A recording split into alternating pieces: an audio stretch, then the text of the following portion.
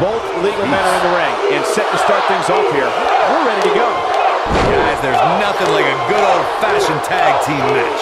Jey Uso is so explosive in the ring, guys. He can hit you with a splash, slap on a devastating submission, or start a super kick party. And while he's dished out a few hangovers with his brother Jey Uso, he's more than capable of throwing a super kick party all by himself. Ooh, what impact.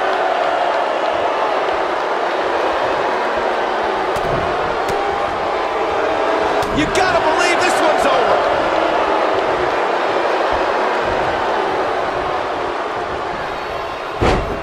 Boom, what impact.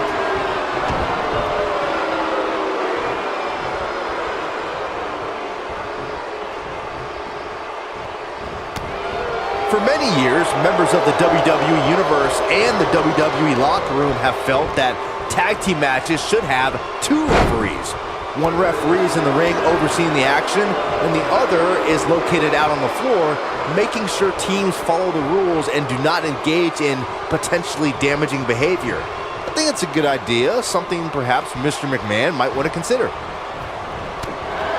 Byron, earlier you raised a point that people have been talking about for years, and that's a second referee being appointed to tag team matches. I remember WWE Hall of Famer and former WWE President Gorilla Monsoon used to express his strong advocacy for two referees being appointed to tag team matches. It's something that's been talked about for decades, Michael, and I don't think it's ever going to happen. We've seen it on occasion, but I think it's best to let the superstars be responsible for themselves. And the appointed official for the match needs to do the job they're paid to do. I don't think it's that much to ask.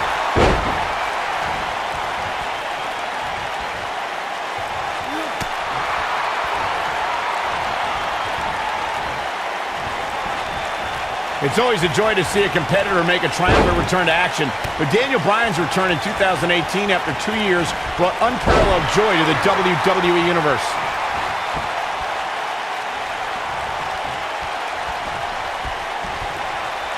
Not looking good for Jimmy Uso here.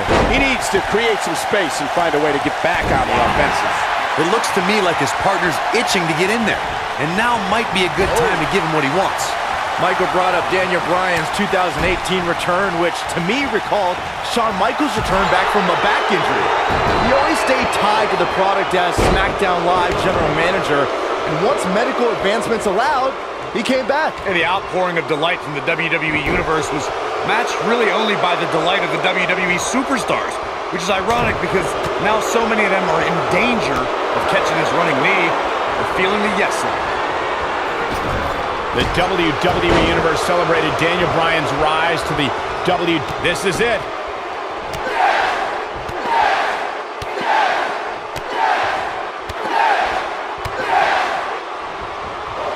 Beautiful technique. Perfectly executed, guys. Not where he wants to be right now. Hey, he got himself into this mess. He's got to get himself out of it now.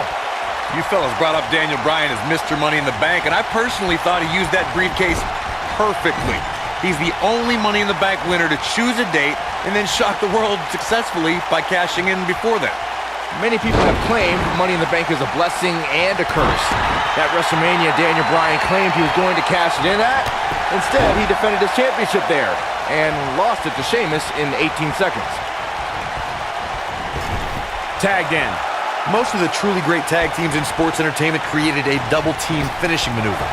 The spike pile driver from Anderson and Blanchard, the heart attack from the Hart Foundation, the rocker dropper from the Rockers, or the Doomsday device from the Road Warriors. The team needs to have a tag team finisher and be able to execute that finisher on all types of opponents. Ooh! Big collision on the splash. Corey, a few moments ago, you mentioned some of the great tag team finishing moves in sports entertainment history. Don't forget about the 3D from the Dudley Boys or the double drop kick from the 2017 WWE Hall of Famers, the Rock and Roll Express. In tag team action, like in singles competition, once a duo nails their opponent with their finisher, that should signal the beginning of the end. It can take a long time for a tag team to decide on a double team finisher, but I agree. A team needs one, and it should be something that can be administered to any opponent. That's when a finishing move is truly effective. And since we're talking about tag teams, remember you and your partner have until the referee's 5 count to execute the move. There are so many ways Jey Uso can hurt an opponent, but the biggest threat to a superstar going up against Jey Uso is the aerial assault. Tag is made. Partner going up top.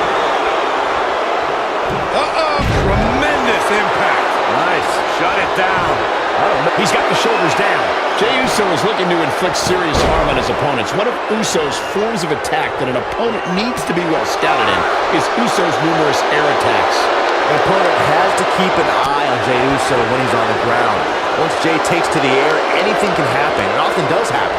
A superstar has to do their homework against Jey Uso. Yeah, he's got something special brewing here. Jimmy Uso set to fly. This is going to be painful. Half crab is locked in deep. Can he end it here? One of my favorite submission moves in all of the WWE. The Usos had dreams of playing professional football. They were highly recruited out of high school and played side. And we have our winners.